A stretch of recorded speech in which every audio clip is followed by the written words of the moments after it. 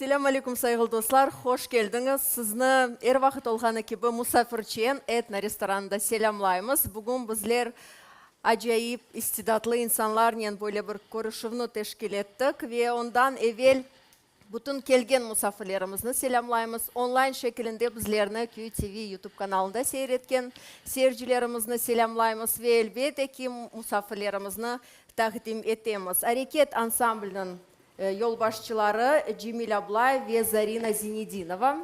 Hoş geldiniz. Nasılsınız? Yaxşı, sağ olunuz. Yaxşı, sağ olun.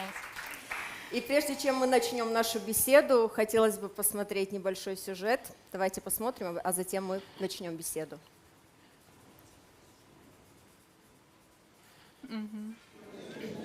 Красиво, стильно и современно. Так можно сказать об ансамбле «Арикет». Премьерная программа «Ильк» — это новый взгляд на крымско-татарский танец. Ну что, пойдем смотреть?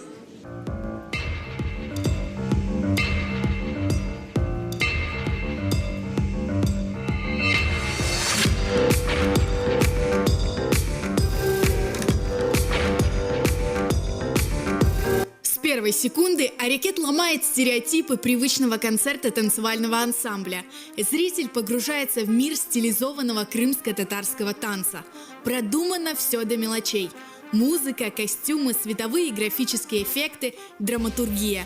Уникальное слияние многовековых традиций с современностью.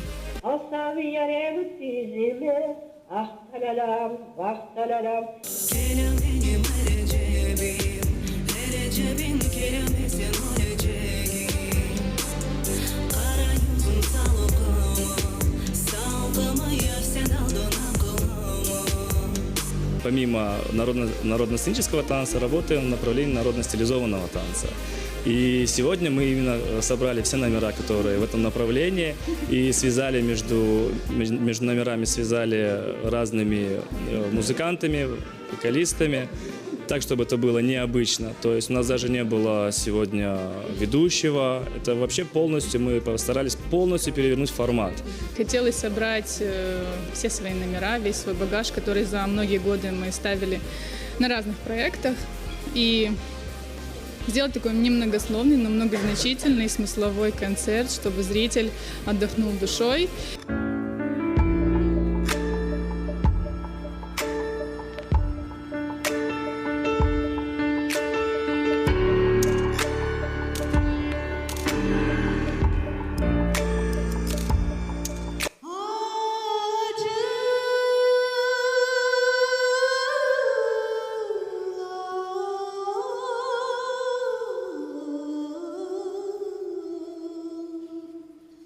Каждый танец – это своя история, философия и смыслы, высокое интеллектуальное творчество. Номера, которые заставляют задуматься и оставляют приятное послевкусие. Мы пытаемся вложить в каждый танец какой-то смысл и какую-то философию. Для меня особенный танец, конечно, Густардар. Это танец, который цепляет глубину души. Это танец, который близок к каждому человеку, который связан с нашей трагедией. И я думаю, что этот танец должен видеть каждый крымский татарин. Как долго, Родина, я ехала к тебе. Через слепое детство на чужбине. Сквозь юность, равнодушную к судьбе, не верящую прописным святыням. Зрители смотрели хореографические постановки, затаив дыхание, восторгались и плакали, наслаждались и вдохновлялись.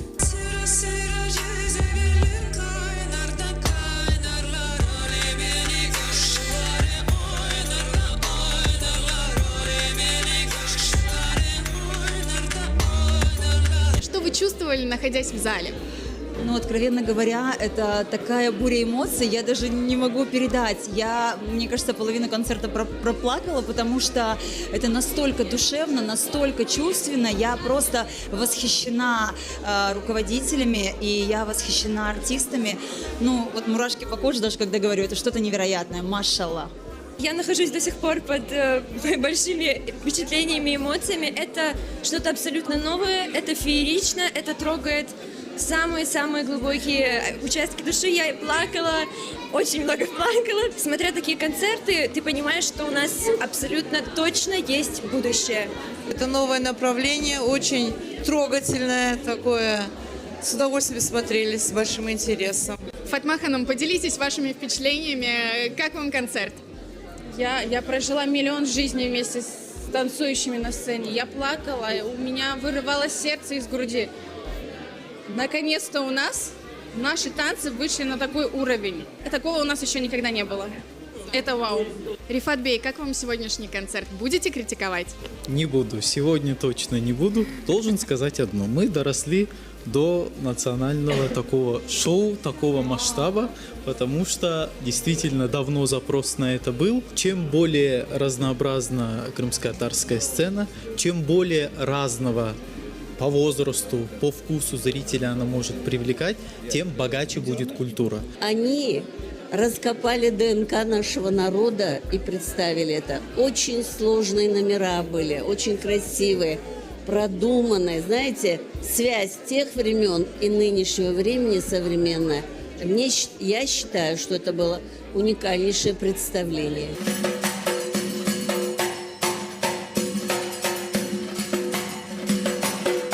Ильк – это большой прорыв современного крымско-татарского танца. Руководителям ансамбля удалось удивить зрителя, создать шоу.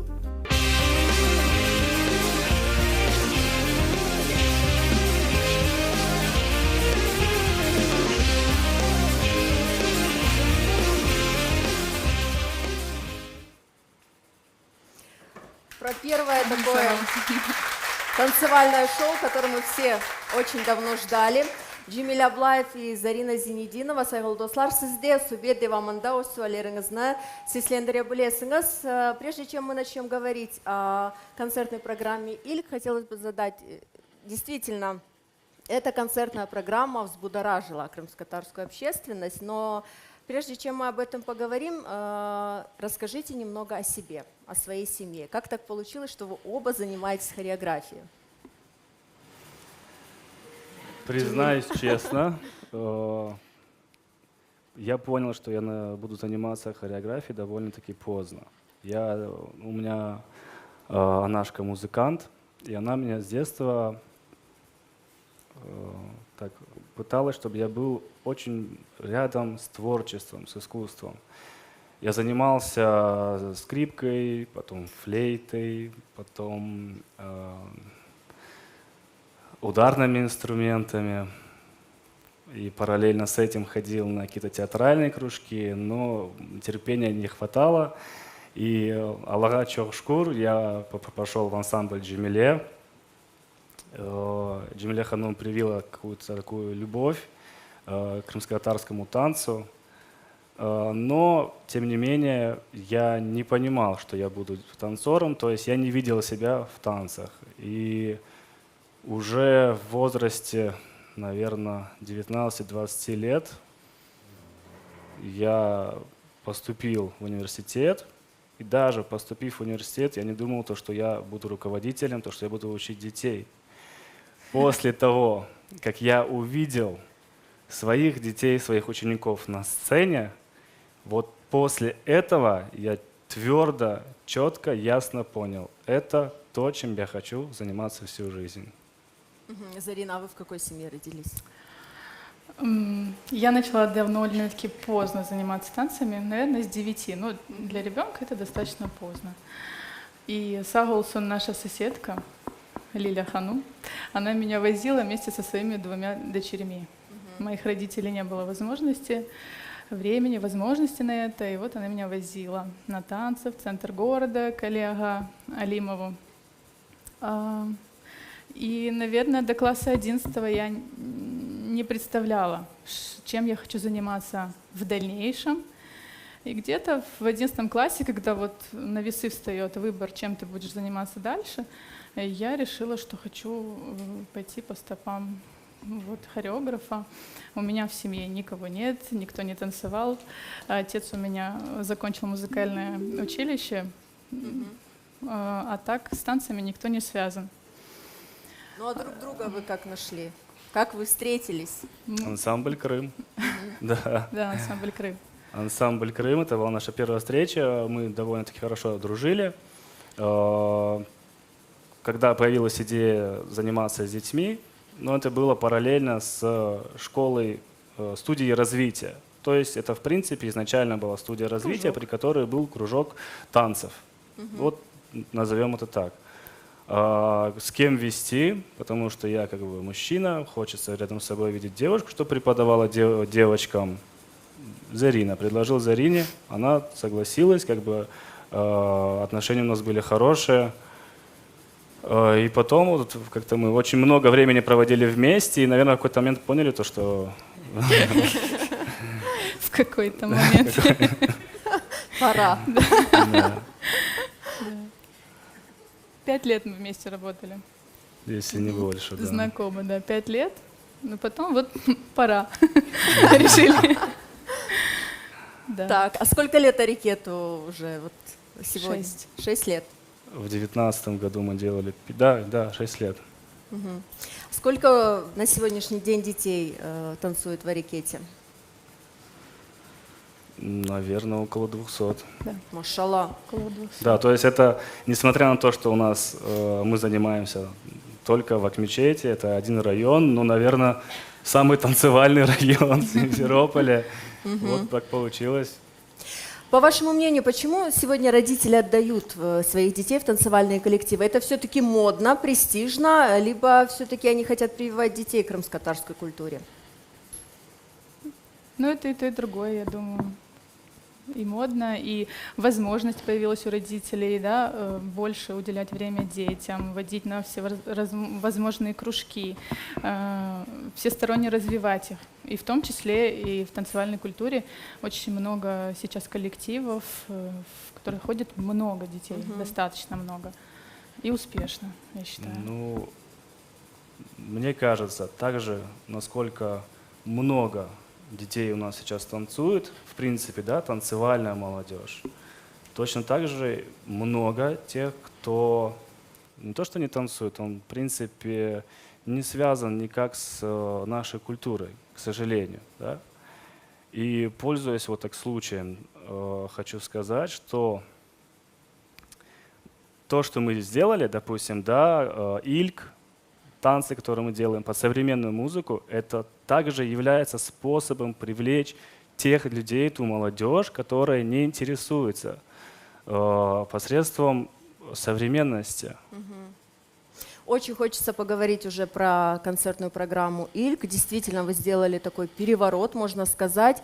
И прежде чем мы об этом поговорим, хочется посмотреть наиболее полюбившийся, на наш взгляд, танцевальный номер, который называется «Эреди Догмек», что в переводе означает «ковать волю». Давайте посмотрим, а потом продолжим.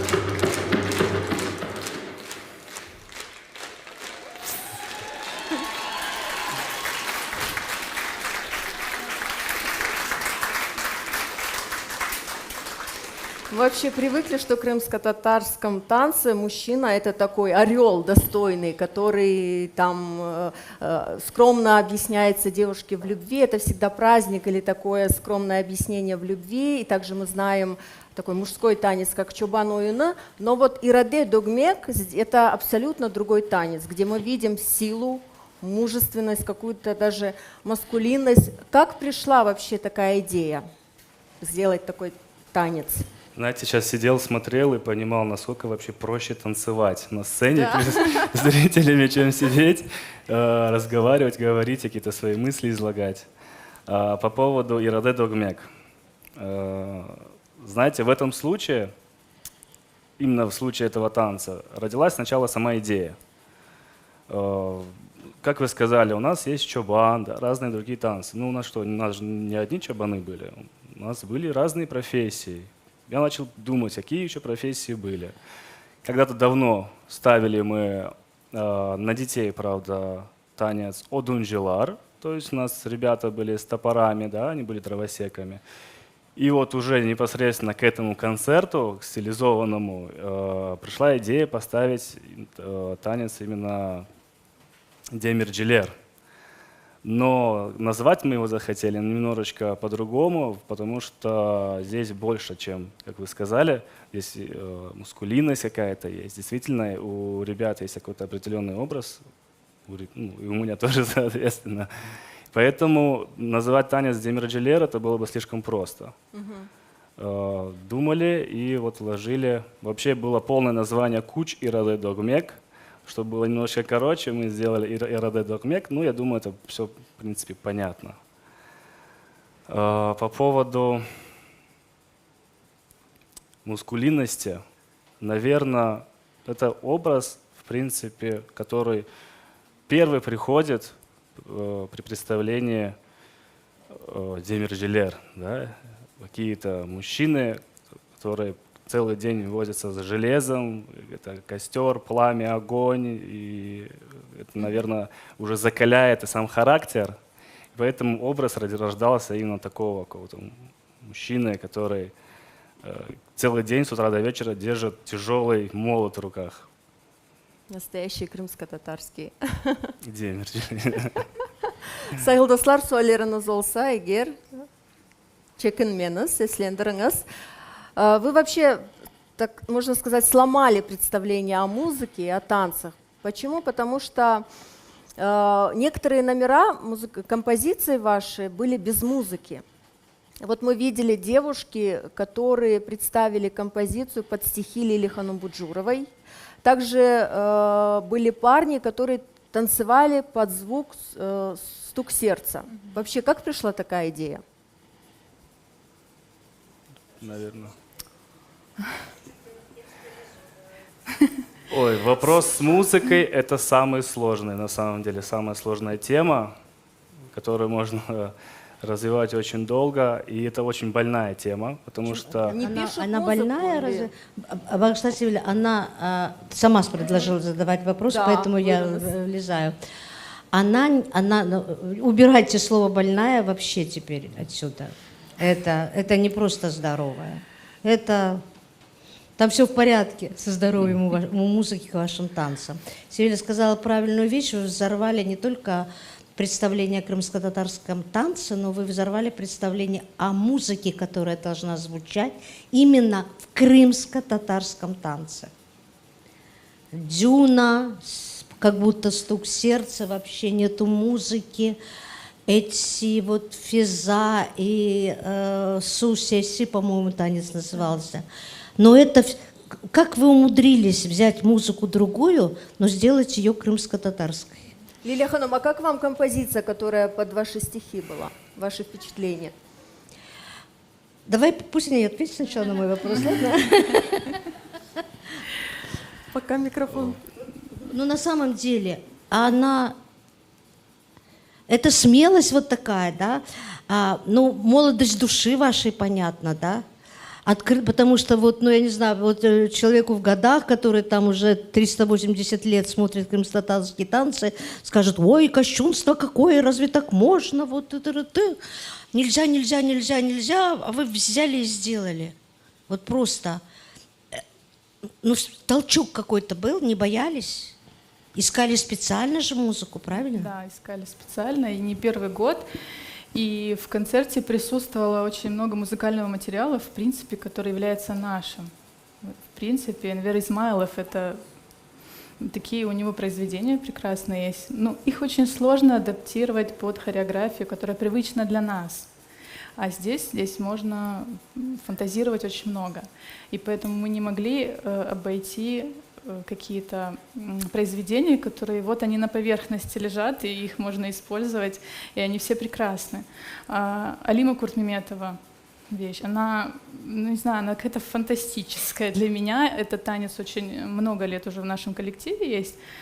И я каждый раз смотрю, и мне просыпаются какие-то новые идеи, можно поменять рисунок, можно придумать что-то новое, потому что эта музыка вдохновляющая каждый раз. И это то, что есть у нас, но этого есть мало. И я надеюсь, что есть запрос сейчас, и, может быть, эта музыка будет увеличиваться в количестве. Это было бы здорово, если бы наши музыканты писали, и мы могли пользоваться и делать вещи, которые, ну, вдохновляют не только нас, но и людей на что-то новое, потому что отзывы говорят о том, что людям это действительно нравится. И это здорово. Да, я тоже очень сильно надеюсь, что сейчас не только те музыканты, саунд-продюсеры, которые уже давно пишут музыку, будут писать что-то новое или будут писать также в этом направлении. Я очень сильно надеюсь, что появится очень много новых имен, потому что у нас достаточно талантливая молодежь. Мы не только танцоры, мы также и хорошие музыканты, да. И на самом деле стилей музыки очень много.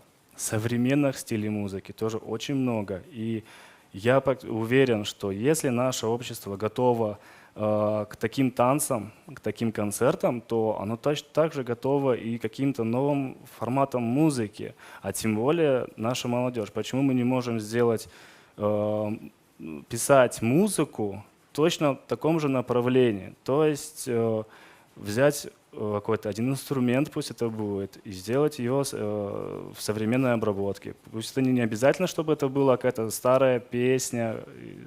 Нужно просто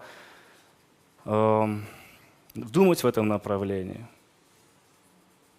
И по поводу, как вам пришла эта идея в голову, мы не сможем на этот вопрос ответить. Оно просто приходит. Оно вот просто рождается в тебе. И это очень хорошо, что оно в точку, что мы попадаем, что это все очень удачно получается. Как говорится. Да, точно, Аланыш. Оно как-то вот сверху приходит. Рождается, но оно на самом деле где-то внутри как будто тебя рождается. Оно как с какой-то маленькой точки рождается, и ты где-то в глубине души ты даже можешь не понимать, что ты раскручиваешь, ты начинаешь его раскручивать как маятник, и в конце концов ты рождаешь какую-то фразу, какую-то идею, и человек рядом, который, Аллах шкур, то, что человек, который понимает тебя, и он эту идею тут же подхватывает, начинает в этом же направлении дальше раскручивать. Ну а вы не боялись, что вас не поймут? Там композиция танцевальная под стихи или там под стук сердца, что просто зрители этого не поймут? Мы боимся сейчас здесь сидеть и разговаривать. Мы много чего боимся. Если бояться сидеть дома, значит нужно. И дома можно сидеть бояться. Машаллах. У нас есть еще вопрос. Лилия Ханум, вы ответите все-таки?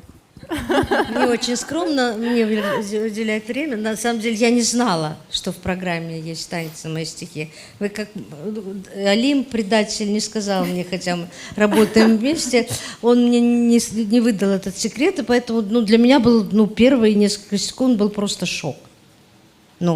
Я думаю, я слышу свой голос, у меня был шок, а потом мне стало страшно за этих девчонок, которые на сцене.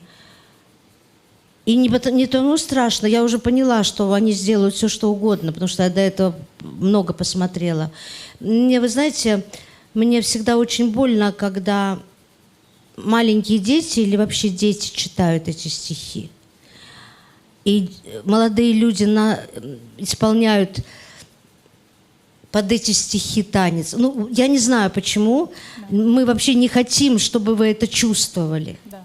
Мы вот старшее поколение, и мы не пережили депортацию наши дедушки, бабушки и папы и мамы, но я надеюсь, что когда-нибудь наступит время, когда мы забудем. Не совсем забудем, но у нас перестанет болеть сердце.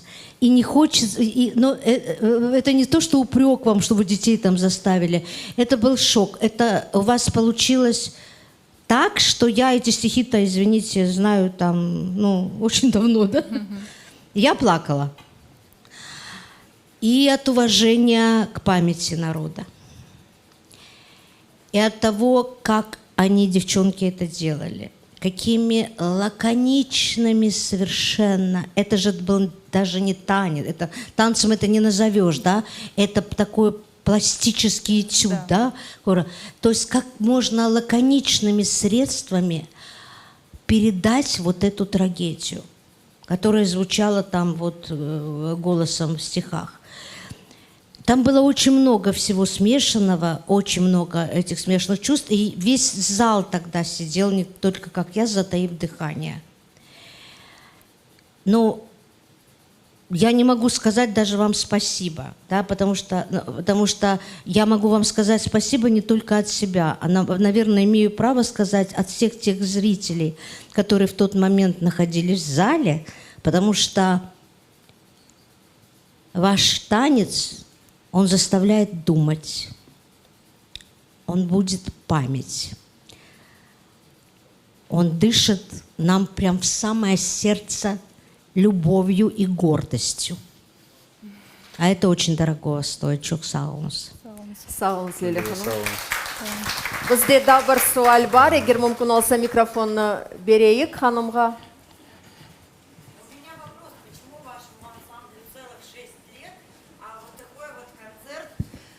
Крутой вы дали впервые. Почему мы раньше о вас толком ничего не слышали? Sağ olun. Мы ждали. Мы ждали именно этого момента, именно этого года. Но это не так просто. Создавать такие танцы с большим смыслом каким-то, здесь нужно достаточно много времени. Во-первых, музыка, точнее, наверное, во-первых, идея, музыка. И один номер за собой таит очень много работы. Во-первых, наверное, это дети. Дети не были готовы 4 года назад к этому. Дети не были к этому готовы 3 года назад. Это достаточно сложная хореография. И вот именно в этом году, именно сейчас это нужно было сделать. Потому что раньше... Но мы не работаем в этом направлении со всеми детьми. То есть у нас занимаются дети от 4 лет и выше. И со всеми мы занимаемся народными танцами, народно-сценическим танцем, фольклорным танцем. Стилизованный танец — это уже для старшей группы, и она в этом году доросла. То есть доросла до уровня, который можно показать на большой сцене, заявить о себе. И это тот уровень, да, мы сами знаем наши минусы и плюсы, но в общем это та картинка, которую мы хотели бы представить людям, и поэтому только сейчас это получилось у нас. Честно, действительно, особенно старшая группа доросла до такого уровня, что они просто настолько тебя понимают уже, они саму хореографию настолько схватывают быстро, ты уже думаешь, какой-то сложный элемент придумал, особенно вот, допустим, танец и Раде Догмек. Был момент, когда я остался после урока в зале, начал придумывать, и ученик Имин зашел попрощаться. Я его не вижу, он стоит, и он наблюдает, я придумываю комбинацию. Я его когда заметил, он стоит и говорит: Джемилюджа, это сложно. Джемилюджа, у нас не получится.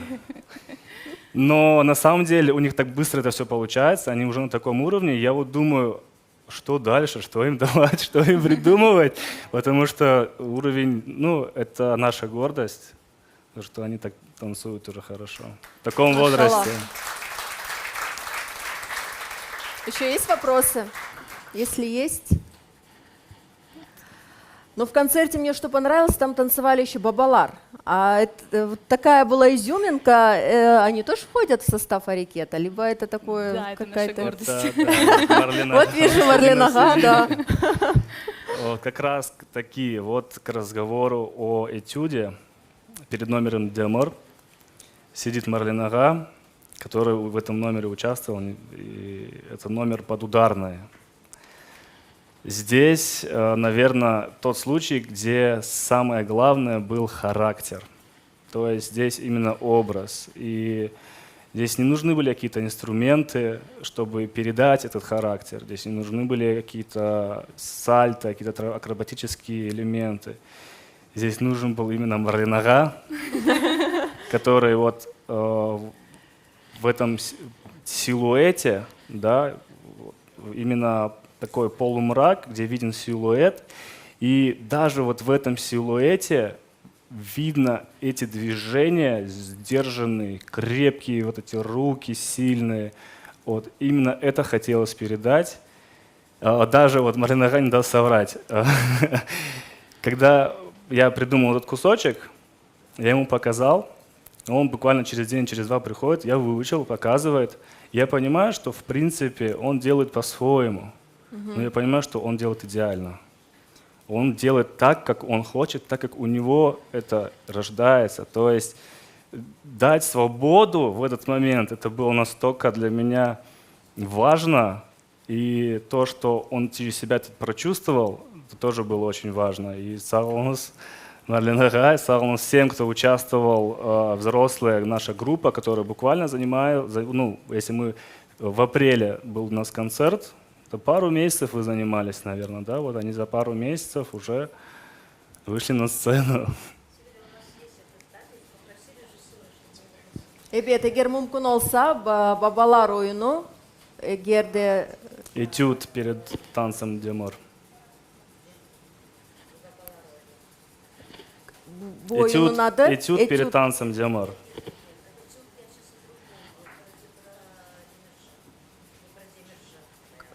Вот Марлинага танцует, это перед танцем «Демор», там кусочек маленький этюд, да, «Демор». Nasıl adı? Наверное. Демор. Демор. Егер олса, егерде біз оны көріп олсақ, мүмкін олса. Этюда там? Эдембей. Нет, наверное. Belki de biraz geçe көрерміз. Да, пока режиссер ищет, хотелось бы дополнить слова Зарины Оджа по поводу фольклора. Действительно, мы в нашем ансамбле народный танец, народно-сценический занимает первую роль. У нас все дети изначально танцуют народно-сценический танец. Старшая группа, мы стараемся приобщать их именно к фольклору, да, какие-то фольклорные танцы, там, будь это явлух. И мы объясняем, стараемся им объяснить, рассказывать какие-то вещи. И в целом у нас такое как правило. Ребенок сначала должен научиться танцевать наш народно-сценический танец. Поэтому это база. Вообще фольклор это то, чему нужно уделять большое внимание, потому что фольклор — это наше все. Будешь изучать фольклор, у тебя, вот по себе скажу, будут рождаться какие-то идеи не только в плане фольклора, в плане того же... Все зависит от того, что у тебя в голове. Ты читаешь фольклор, узнаешь фольклор, а у тебя может быть в голове какая-то стилизация, и ты из этого делаешь совсем что-то другое совсем. Да, вот я вспомнила как раз нашего критика Мунирага. Мунирага, сіз көргендірсіңіз, концертны. Ben kritik değilim. Ya koreograf. Сізден қорқалар яшылар, Yok, алайсыңыз? korkmak gerekmiyor menden. Doğru. Men tek yaxşı bütün oyunlar, Kırım Tatar oyunları yaxşı olsun diyeyim. Men kritik değilim. Сіздің тесіратларыңыз. Pek beğendim. Men aytacak olsam bu Cemil'le Zarina pek kıyın yolunu aldılar. O Cemil Özü ayta. Pek kıyın. Şimdi bilmeyik ne vermegi ballarga. насыл әрекетлер бермеге тапылар Жемил. Сіз doğru yolda кетесіз. Алла сізге саулық берсін ве илхамыңыз әр вақыт келіп тұрсын. Sağ olun. Çok sağ olun. Sağ olun. Сюжет, который мы смотрели в самом начале, называется «Ансамбль «Арекет» передал ДНК крымско-татарского народа через танец». Согласны ли вы с этим выражением? И вообще, что составляет это ДНК? Согласна. Мы, по-моему, говорили, да, у нас изначально была идея назвать концерт ДНК. У нас даже на холодильнике висит такая доска, где мелом пишешь. И у нас номер 1, допустим, Хаялар, лаванда. Что могло бы это означать, потому что у них костюм. Мы думали, мы раскручивали эту тему. Немножечко нам не хватило либо времени, либо, наверное, больше это зависит от времени. Да? Нам нужно было еще какие-то танцы, чтобы полностью дополнить. Ну, в целом, я думаю... Да, мы поставили себе определенный план для того, чтобы дотянуть до этого названия. И вот здесь я как раз, может быть, объясню, почему этот танец Юстахдыр был в концертной программе. То есть мы должны были со всех сторон объяснить и показать, что есть мы. И мы сами не являемся сторонниками того, чтобы дети танцевали танцы, проживали это в танцах, эти трагедии, на себя не принимали. Да? Но мы так задумали, что это, естественно, не будет номер, который будет танцеваться везде, по любому поводу, и возиться на какие-то конкурсы. Естественно, нет.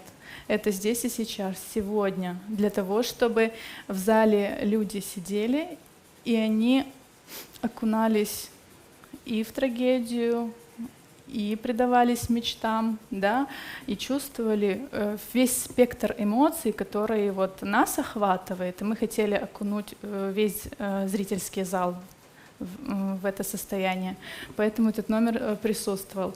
И нам не хватило, у нас была определенная планка, нам не хватило некоторых историй для того, чтобы это все-таки было ДНК. Но в большей степени ДНК, конечно, мы постарались передать и показать этим концертом. Машаллах. Среди нас сидит Рифат Бей, который очень плотно занимается именно нашим фольклором, песенным, танцевальным. И очень хотелось бы узнать мнение Рифат Бея. Вы, по-моему, в одном из интервью говорили, что мы сохранили лишь 15%, да, нашего танца? Да, в катаклизмах, которые нас помотали весь 20 век, большую часть танцевального фольклора мы потеряли, потому что он не записывается. Это не ноты, это не партитура, это надо увидеть, зафиксировать на видео, либо унаследовать. И все это было прервано. Но на сегодняшний день, вот в частности, что мне не нравится, это противопоставление того, чем занимаюсь я, и того, чем занимается Джемиль Уджа и Зарина Уджа. Почему? Потому как любая стилизация, она на чем-то базируется. И чем шире база, чем больше сюжетов, чем больше идей, чем больше есть откуда почерпнуть, неважно, даже если это будет не танец, пусть это будет, я не знаю, сказка, история личная, фольклорный сюжет. Это все может служить каким-то материалом, из которого будут рождаться идеи, будут рождаться новые номера, и поэтому мы не по разным дорогам идем, мы идем по одной дороге. И действительно, то, что на сегодняшний день сделали ансамбль «Арекет», это и впервые, и это на очень высоком уровне. И вот у меня есть такой вопрос, который стоило, наверное, задать давно, но почему-то созрел он только сейчас. Как вы вообще пришли к стилизации? Потому что это вещь неочевидная, да?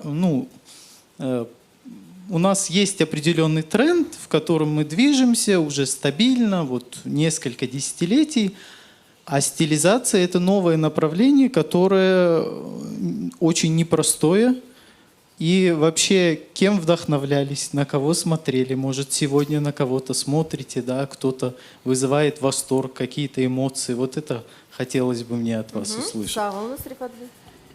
Как пришли к Думаю, это стилизации? вопрос к Зарине Уджа, во-первых, потому что если бы не Зарина Уджа, я бы вряд ли занимался стилизацией, хотя меня всегда интересовала современная музыка, в первую очередь, очень тесно, и даже современные танцы. Я думаю, Зарина Уджа ответит. Ну, есть такое понятие закон новизны, то есть со временем, когда фольклор передается из ног в ноги, так скажем, да, про танцы мы сейчас это говорим, постановщик передает свое мировоззрение, свое видение окружающего мира посредством определенных художественных образов. И он привносит что-то свое. И это меняет очень сильно то, что было раньше. И в последнее время это прям больная тема для нас, потому что очень сильно искажается фольклор, народная хореография. И мы просто для себя когда-то приняли решение, что мы должны называть вещи своими именами. Есть народный танец, есть стилизованный танец. И все твои мысли, твое воображение, все, что ты хочешь привнести, это уже не народный танец. Нужно разграничивать. И когда ты приходишь на какие-то конкурсы, и ты видишь, что у других народов, у других коллективов есть определенный ряд номинаций. Народные, уличные, стилизованные и так далее. Очень много сейчас есть номинаций в конкурсах. А у нас крымско-татарский. У нас все объединяют в крымско-татарский танец. Это как? Честно говоря, потому что мне кажется, если изначально мы сами будем различать, мы сами будем ставить как бы в разные полочки, так скажем, да, то и в конкурсах мы можем представлять себя шире, больше, ярче, разнообразнее. В принципе, если говорить о нас, то ставить на стилизованные танцы я начала на проекте Джанлысес. И с первого номера, как я начала участвовать, с первого года, как начала участвовать в этом проекте, это был стилизованный танец. Ну, там, я в первый год пролетела, конечно, со своим стилизованным танцем. Да простят меня дети, которые участвовали со мной в тот год. Никто ничего не занял. Мне это жалко, конечно, хороший номер был. Вот. Ну, наоборот, потом зато. А потом по чуть-чуть один выиграл, другой выиграл, да. Но это дети талантливые, их просто нужно было красиво показать. Это приходят к тебе готовые дети других педагогов, они, наверное, одни из лучших у них, и тебе ничего с ними делать не нужно, они идеальные, тебе нужно просто их красиво, в красивой оберточке показать все, что они умеют в лучшем виде. Поэтому они там занимают хорошие места. Но несмотря на то, что вас тогда не поняли, вы все равно это продолжили. Ой, да, поэтому, я не останавливаюсь. У нас есть еще один вопрос. Нет?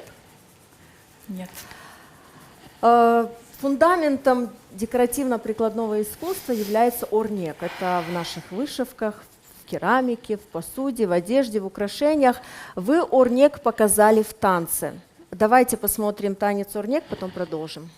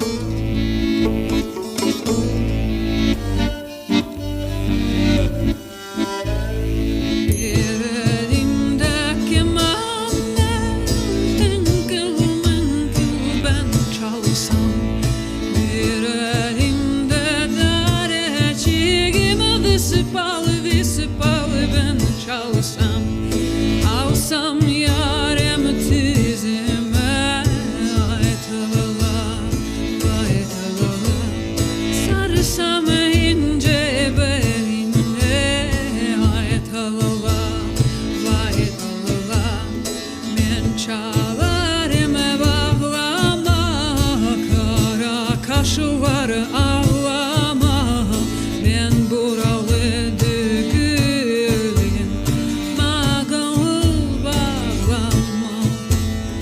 Bir elimde kemanla, tınkıl mınkıl ben çalsam, bir elimde dereçigim, disipalı ben çalsam, alsam yarem tüzime, aytalala, aytalala, sarsam ince beline, aytalala, aytalala.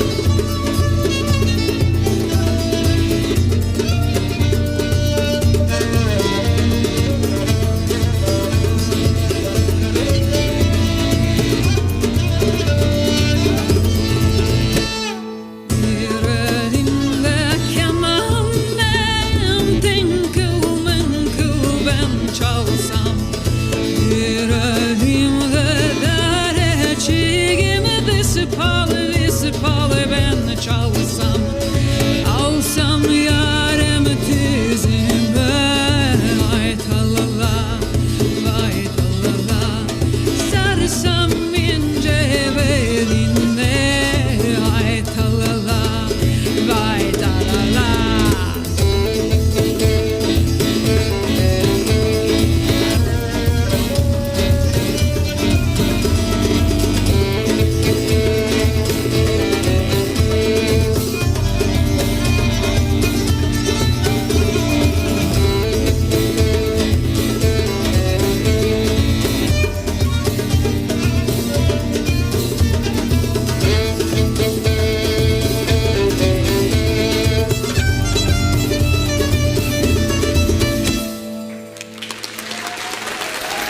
Орнек ойыны. В этом танце действительно уникально, прекрасно все. Начиная от завораживающего голоса, очень стильные костюмы, танцевальный почерк. Расскажите немного о создании этого танца. Костюмы, честно говоря, я сам не понимаю, как можно было вообще это придумать. Это вот все костюмы, это в ансамбле «Ракет» это Зарина Оджа. Я, честно, я не понимаю, как она это делает. Да. То есть вы выступили еще как дизайнер одежды, Да. костюмов. Да, к этому Машаллах. попозже перейдем. Расскажите. Номер, ну я не помню даже уже, как мы его создавали, если честно. Но хотелось разнообразия, хотелось немного поэкспериментировать, и этот номер в основном построен на рисунках. Там таких комбинаций сложных прям нет у девочек. Хотелось повторить или отобразить больше в танце название «Орнек», все построить на рисунках, показать вот это, как переливается из рисунка в рисунок, как ткань, да, вот эти ниточки идут, все рядочки, это все хотелось показать, стежки, да. И, наверное, это была основная идея в этом номере. О создании костюмов. Получается, под все танцевальные номера костюмы были продуманы лично вами? Ну, Ираде Догмек я просто сказал, вот я хочу вот так, и все остальное сделала Зарина Оджа. По-моему, честно, я сейчас боюсь соврать, но вроде бы да. Вы сами шили? Шьем, ну, какую-то, если что-то легкое, то да. Мы с Анашкой шьем вместе. Если что-то такое. Ночами очень часто, да, вместо того, чтобы спать и отдыхать, Зарина Оджа сидит, у меня на телефоне целая коллекция видео, К ней еще присоединяется наша кошка иногда. Не знаю, помогает, мешает больше. Творческая кошка. Да. Да. Компанейская. Не бросает ночью меня. Суалер olsa, sualimiz бар, егер мүмкін olsa микрофоны. Мында, ага. Ассаляму алейкум. Вот, очередной раз посмотрела этот танец, уже, наверное, в 100-й раз. И, конечно же, восхищаюсь постановкой, но у меня есть второй вопрос касательно всех танцев. Это музыка. Вот ее же нужно найти, вот такую оригинальную. У нас, к огромному сожалению, очень мало материала, который подходил бы под вот эту стилизацию. Откуда? Откуда вы ее находите? Ну, помимо, там, я смотрела с вами Меркес, помимо Дюны и так далее. Откуда? Ну, вот очень интересно, вот, например, тот же Örnek. У вас, между прочим, очень хорошая последняя песня. Как он тоже в этом направлении. Машаллах. Это случайность. На самом деле именно с Örnek'ом у нас случайность. Это просто где-то на просторах интернета.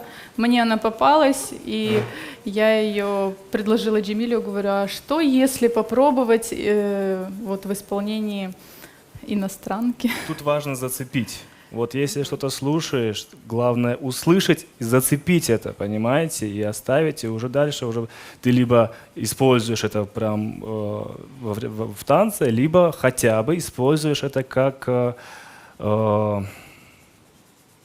пример. Референс. Да, референс. У нас есть определенные вещи, которые мы писали по референсам. Не могу сказать, что это было 100% попадание. Ну, хотя бы даже если у тебя есть референс, музыкант уже знает примерно в каком направлении ему двигаться, что-то. По поводу музыки, действительно, этот вопрос мы не раскрыли, потому что это вопрос очень сложный. Допустим, в танец Феза, Яндекс.Музыка, просто плейлист идет, слушаю музыку. Нет, я серьезно, Яндекс.Музыка, это не реклама. И слушаю музыку во время работы. Красил стены я, что-то я делал. Слышу интересную вещь, но не могу спуститься, потому что как бы в процессе, да, я там крашу. После того, как я спустился, я целенаправленно листал назад, нашел эту музыку, прошел на обед, показываю Зарине, говорю, Зарина, смотри, интересная композиция. Она говорит, да, интересно. Прошел месяц, давай поставим номер, давай. Под какую музыку? Самый больной вопрос. Вот это прям действительно сложно. И Зарина, а вот помнишь, ты мне показывал там вот какую-то интересную песню? Пожалуйста, танец Феза. Вообще ничего не меняли. Вот как она была, музыка, так и осталась. Можно я про этот танец? Микрофон, ага. Один из тех танцев, который меня вот особо поразил. Феза. Крымско-татарская тема. Да. Женщины. Там столько смыслов, столько слоев этих смыслов. И мне хочется вот... Во время Меркеза Ленора Ханум тоже у вас спрашивала про смыслы, и вы говорили, что у каждого зрителя были какие-то свои. Я думаю, вот я у них спрошу когда-нибудь, какой у них смысл был. Потому что у меня было множество смыслов. Крым и Вселенная. Крым во Вселенной. Крым – это наша Вселенная.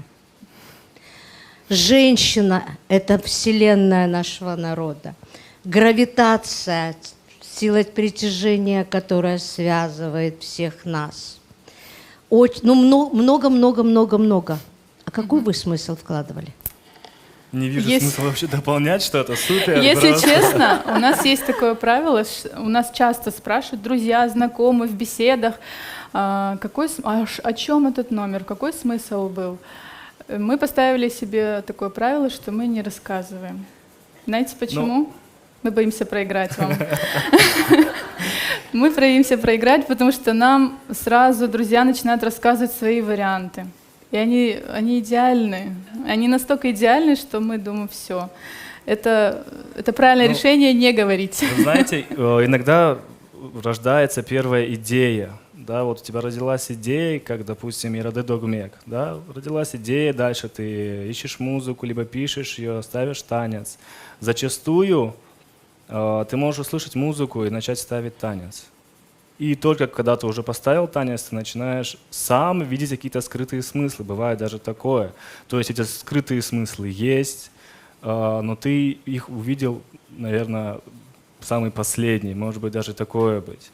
Поэтому, наверное, в этом есть прям такая прелесть вот этого современного искусства, в том, что зритель, который сидел в зале, не знаю, насколько это получилось передать через экран, но те, кто сидели в зале, они были участниками нашего концерта, они были участниками нашего творчества.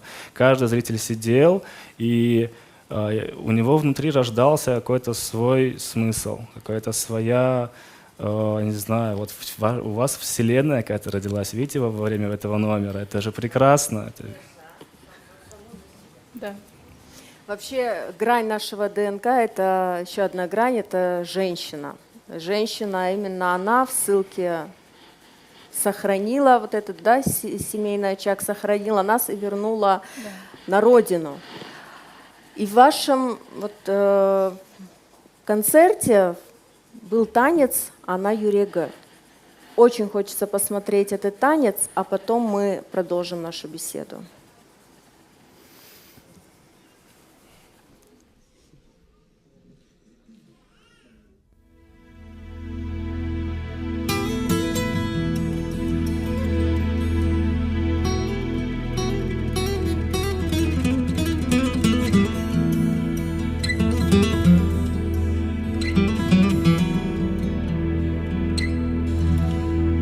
Unutmazsan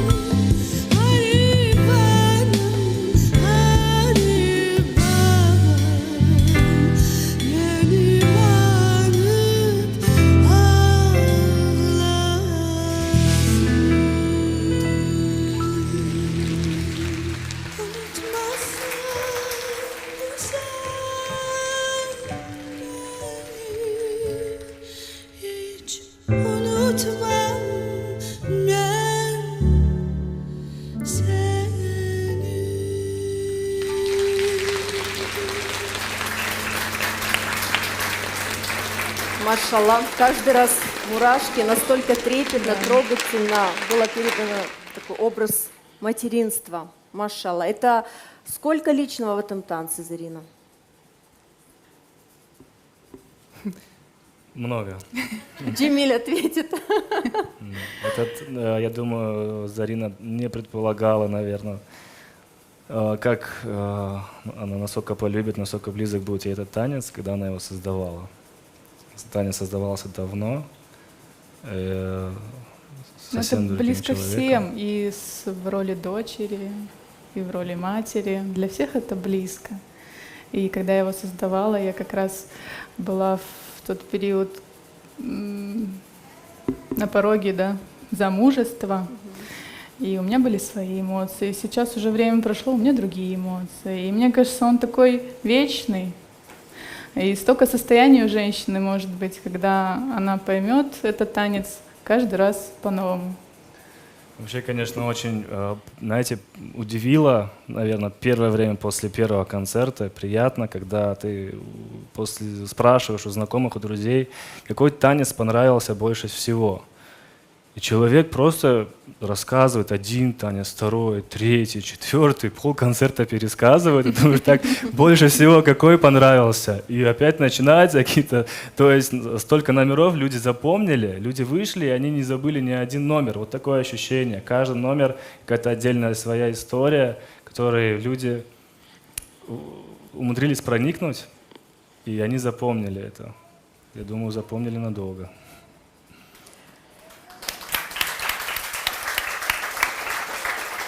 Мы уже говорили про танец Демар. Сколько личного в этом танце, Джемиль-бей? Я рассказывал на передаче «Меркес», что там вложен такой смысл неизгибаемого крымско-татарского мужчины. Кстати, я сейчас вспомнил книжную ярмарку, когда мы этот номер танцевали, в нем танцевала Зарина Оджа. Для меня это была неотъемлемая часть во всем этом мужском, во всем том, что переживает мужчина на своем жизненном пути. И каждый наш отец, баба или харбаба, которые переехали, сколько они всего сделали, сколько труда вложено, сколько сил. И во всем этом очень большую роль играет и также их жены. И вот тогда для меня Зарина Оджа была это олицетворением моей мамы, которая вышла. И даже если, мой баба построил дом, каждый день рядом с ним была его жена, которая готовила ему кушать, приносила ему выпить воду в какую-то жаркую погоду. Наверное, этот танец очень близок каждому, кто много или мало думает об этом, думает о возвращении в Крым, о том, насколько сложно было. Наверное, так. Очень хочется посмотреть этот танец. Танец Демар. Кельнас Бахаях.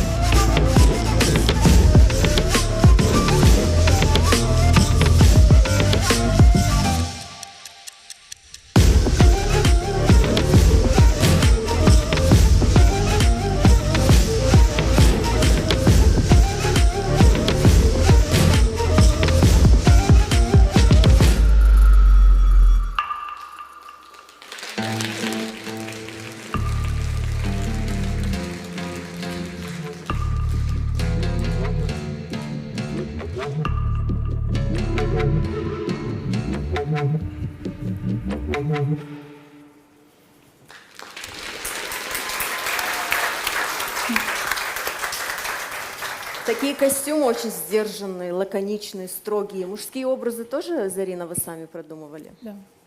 То есть эти костюмы тоже были вами? Да. Вот насколько я смотрю, и насколько хорошо подобран футаж, да, он простой, лаконичный, точно так же, как и костюм. И вот эта простота, в этой простоте, она не мешает проникнуться именно в этот образ, она не мешает глазу, тот же экран, да, где-то мы использовали экран, наоборот, дополняли. В этом вот танце, наоборот, мы сделали так, чтобы экран не был лишним. Он именно был настолько, насколько он там нужен был. Ну и вкус. У вас прекрасный вкус, Зарина. Такой сдержанный, в простоте, и действительно это все смотрится очень круто, очень стильно. Машалла. Вот Суалер по бар поводу- мы, Мусафирлер? Buyurunuz. Ну, по роду с нашей работы мы, конечно, очень пристально наблюдаем за нашими танцевальными ансамблями. Последние, уже больше, чем 10 лет в этой сфере. И, конечно, надо сказать, что в этом направлении именно танцевальная культура крымских татар, она идет хорошими такими темпами развития.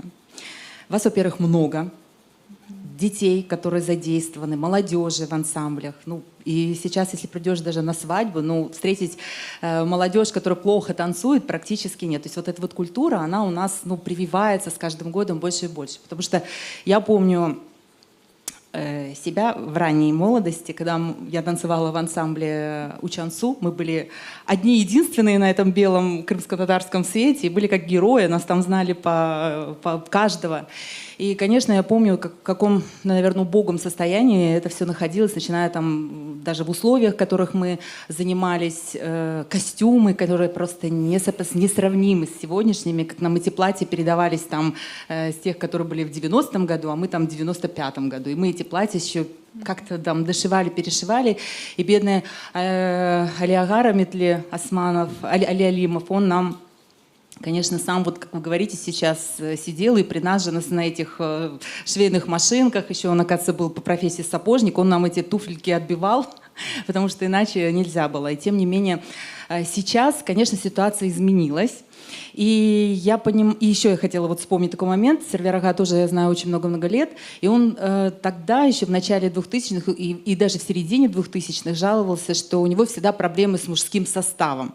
Его постоянно не хватало. Девушки есть. Я очень помню Зарину Ханум, тогда вы много лет танцуете.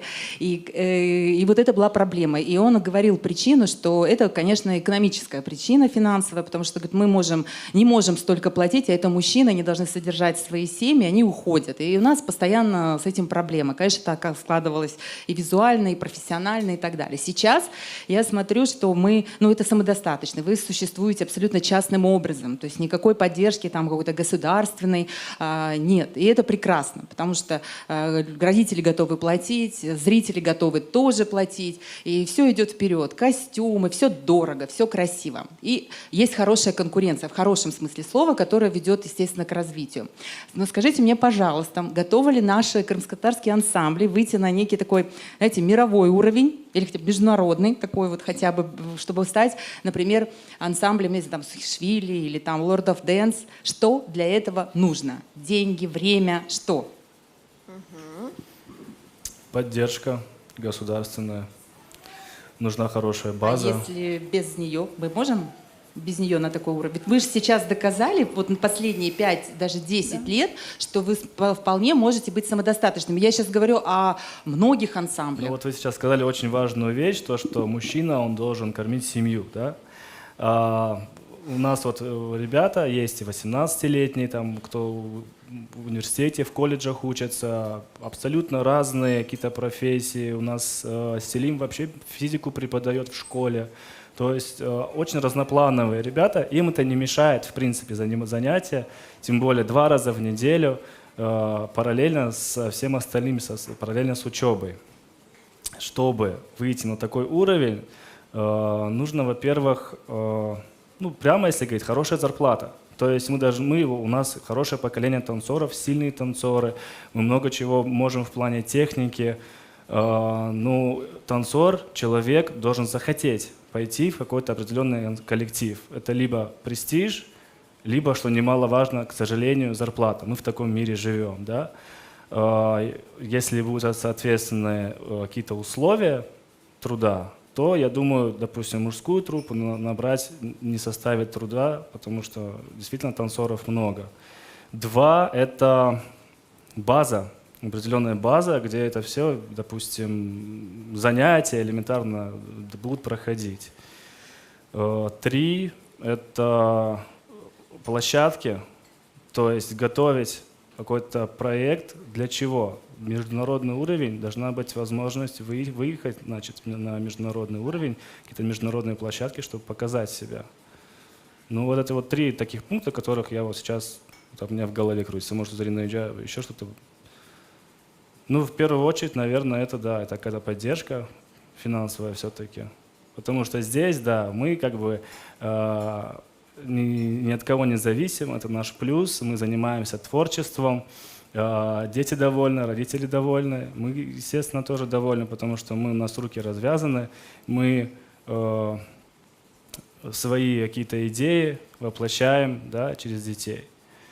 Тут самое главное, кстати, да, вот, особенно в стилизации, не уйти куда-то в ненужное направление, да, и я думаю, то, что ну, мы это понимаем, хочется сказать зрителю, да, что мы это все-таки понимаем, мы будем стараться все-таки в каких-то рамках себя держать. Все-таки мы крымские татары, у нас есть какие-то определенные, да, догмы. Вот, кстати, по поводу танца демор, там практически нет каких-то новых движений. То есть там, в принципе, все движения, которые знает, скорее всего, каждый ребенок в каждом ансамбле. Но просто они построены каким-то определенным образом, соединены, да, комбинированы, не так, как обычно. Плюс это какая-то необычная музыка, получилась стилизация. В танце Ирады Догмек там, конечно, абсолютно уже все противоположно, там практически нет обычных каких-то движений, привычных крымско-татарских. Там именно полнейший был эксперимент. Мы взяли на себя смелость этот эксперимент на сцене показать. А если бы на мировом уровне нужно было бы показать крымско-татарский танец, какой бы вы представили? Традиционный народный, либо стилизованный? И какой это был бы танец? Традиционный. Традиционный. В первую очередь мы должны нести свою традицию, мы должны нести свой фольклор. Да. Если будет возможность показать стилизацию, если это будет уместно, если это будет качественно, то можно, но после фольклора.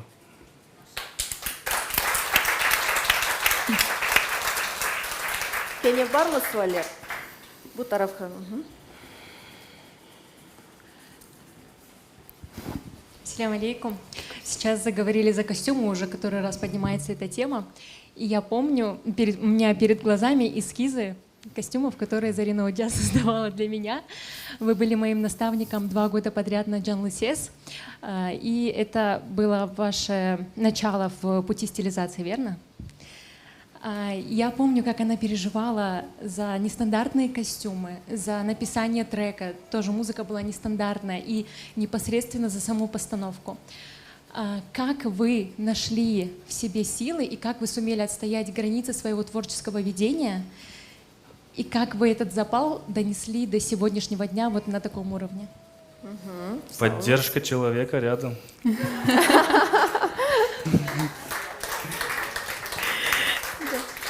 Да. Действительно, эта поддержка чувствовалась на протяжении всей нашей сегодня встречи, потому что много-много раз Джемиль Бей сегодня повторила Зарину Уджа, благодаря Зарину Уджа, и вот этот трепет действительно чувствуется и в творчестве, и в семейной жизни. Машалла. Но мы вообще знаем, что к новаторам всегда так смотрят с опаской. Мы сегодня очень много слышали таких, да, восхищенных слов, мы все восхищены, но я уверена, были и критики. Были ли они и вообще что говорили? Я уверен, что были. Может быть, мы просто не знаем. Да, не знаем. Либо к этому нужно относиться нормально. Абсолютно мы к критике относимся нормально, тем более, если человека мы знаем, и человек готов нам что-то сказать, высказать какое-то свое мнение, мы всегда выслушаем, потому что в мнении каждого человека можно найти что-то полезное для себя. Тем более, если у этого человека есть какой-то определенный стаж в искусстве. Не обязательно танцы. Это может быть музыкант, который с какой-то музыкальной точки зрения что скажет. Может быть фольклоровед, допустим, да, вот Рифат, кто-то может сказать.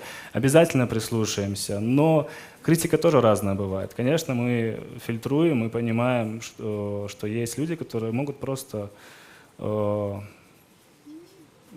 пожелать чего-то нехорошего, написать как-то. Ну, это все понятно, да. Но в целом к любой критике мы относимся с уважением.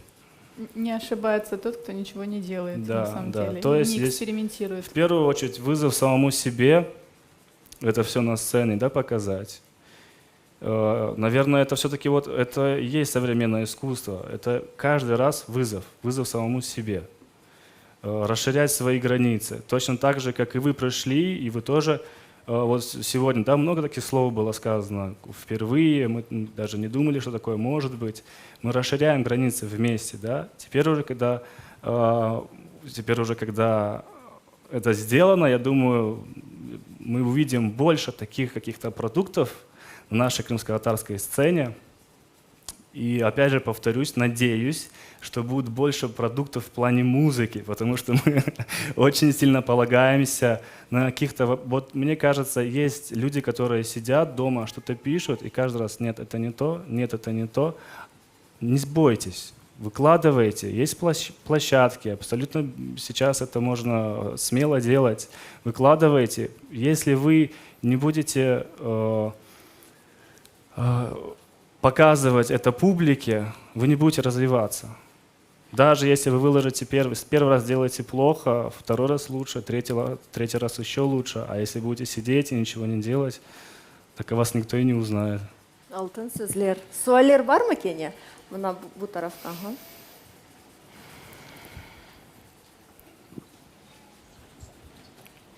Я когда этих танцевальных номеров очень сильно в память врезалось отступления вот эти вот, которые были чисто музыкальные. Я себе это, как зритель, интерпретация свои смыслы вкладываю, я себе это представила как такой ваш ведущий, негласный, который, например, представляет следующий номер, разбавляет. А вот в какой смысл вы в это вкладывали?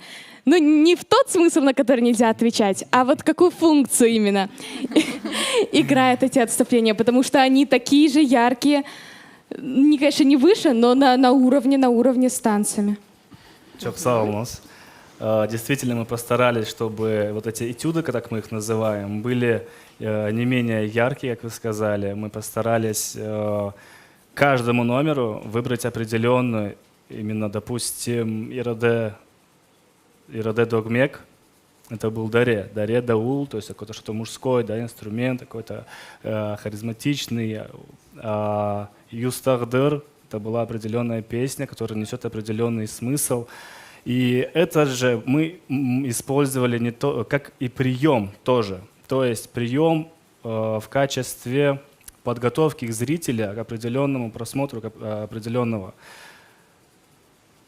Это вернемся к этой же песне.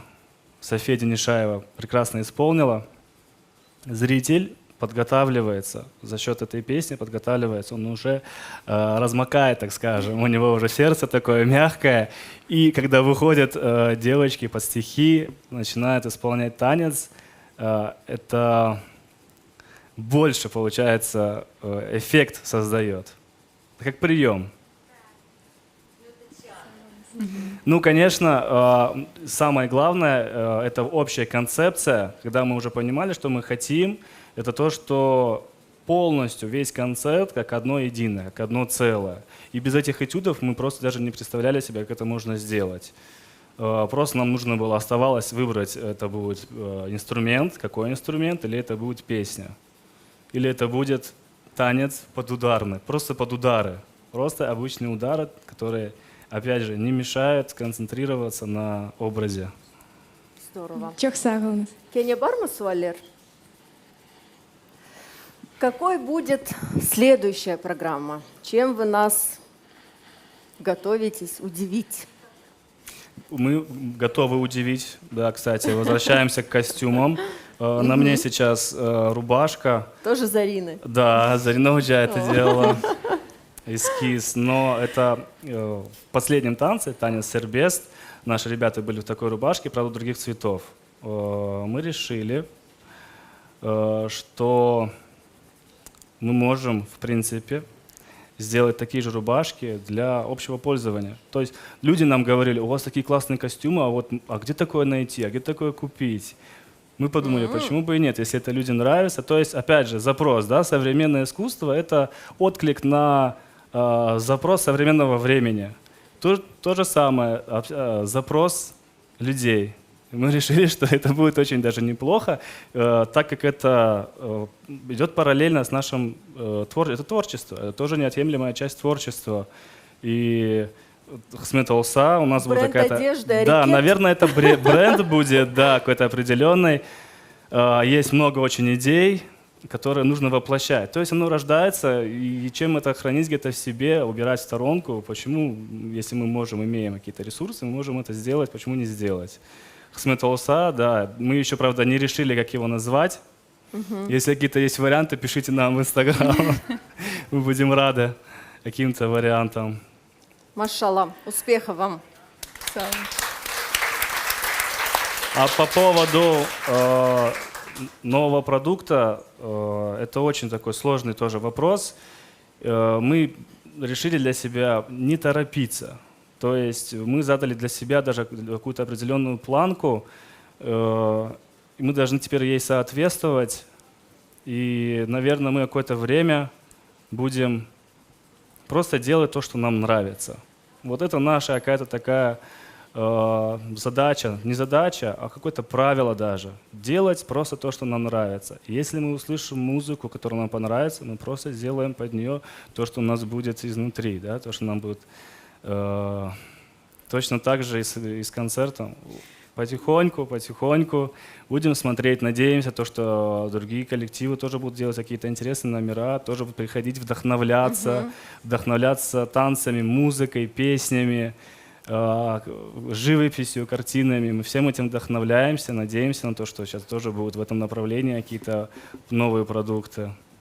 Ну, я не знаю, может быть, вы расслабляетесь, Джамиля, но я нет. Я очень сильно напрягаюсь. Я не говорю, что я расслабляюсь. Что мы будем делать? Просто нам нельзя торопиться, нам уже нужно сделать какой-то качественный продукт, поэтому это сразу ответ на ваши вопросы. А когда следующие концерты, когда следующая стилизация? Наверное, мы должны сделать качественно, поэтому не будем торопиться. Ама мен емінім пек гүзел olur кенеде. Машалла сізге. Мен есе сөз бермек истередім. Қарадеңіз продакшн студиясының генераль мудирі Эльзара ханым Ислямова ве мудир муавины Лиля ханым Буджуроваға бұйырыңыз.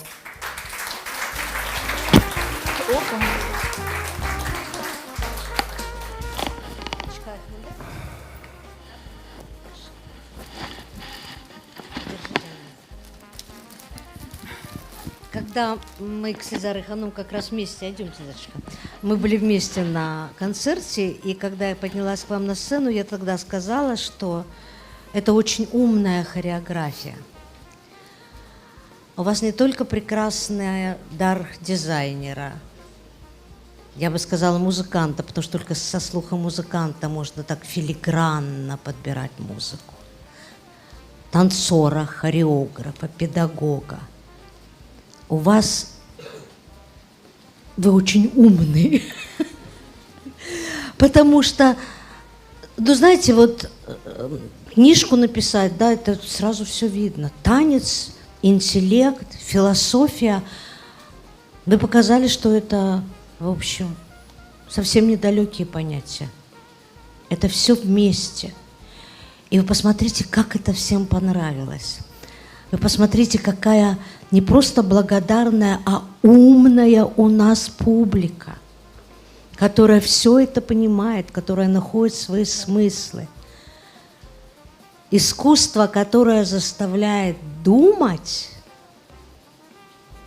но при этом искусство хореографическое, не балет, там, да? Потому что это художественное произведение, а танцевальный спектакль, я его не могу назвать концертом, это был танцевальный спектакль. Это дорогого стоит. Зарина, не расслабляйтесь. Не расслабляйтесь, потому что мы уже хотим еще раз посмотреть, что вы еще нам сделаете, чем вы еще нас порадуете, удивите.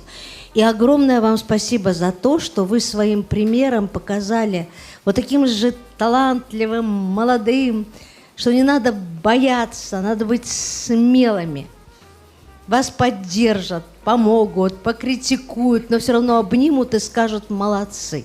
Потому что народ наш и молодежь наша просто очень талантлива. Не надо стесняться. И вы дали этому пример. Я много говорю. Потому что очень в большом восхищении от вас. В общем, после Лили Ханум остается только подарить цветы и чмокнуть в щечку. Ну, да, так и есть. Сагул нас за сегодняшнюю встречу, за сегодняшнюю беседу. Мы полюбили ваши танцы, полюбили вас как, вот просто как людей. Вы те, кто подарили нашему народу то, что уровень танца, профессионализма, да, гордость и восхищение. Потому что вы пример не только, вот, еще раз повторю, профессиональных артистов, но и вы пример настоящих патриотов, настоящих, потому что все это идет от сердца, от любви к своей родине, к своей земле. Сагулнус, вам за это у вас прекрасный, красивый семейный союз и творческий союз. Вам дальнейших успехов, а мы будем рядом и всем, чем можем, помогать. Сагулнус.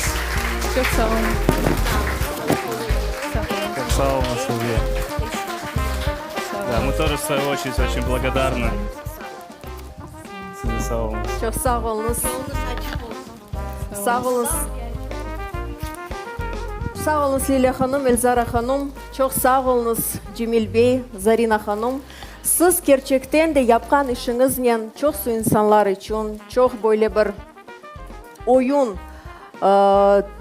tögerekleri için büyük bir nümune oldunuz. Vazgeçmemege, o gek etmege, korkmamaga, inkişaf etmege. Sizge sönmesi icadi ilham dileyimiz. O ge ve ciddi muvaffakiyetler. Çok sağ olunuz. Çok sağ olunuz. Sayın dostlar, bugün bizlerden beraberlikte bu akşam Hareket Ansamblının yol başçıları Zarina Zenedinova, Cemil Ablayev bulundular. Online şeklinde bizlerini seyretken seyircilerimizge de çoktan çok teşekkürler bildiremiz. Musafirçen Alem Etna restoranına da teşekkürler bildiremiz ve bu akşam bizlerden geçirgeniz için çok sağ olunuz. Görüşkence. Çok sağ olunuz. Sağ olunuz.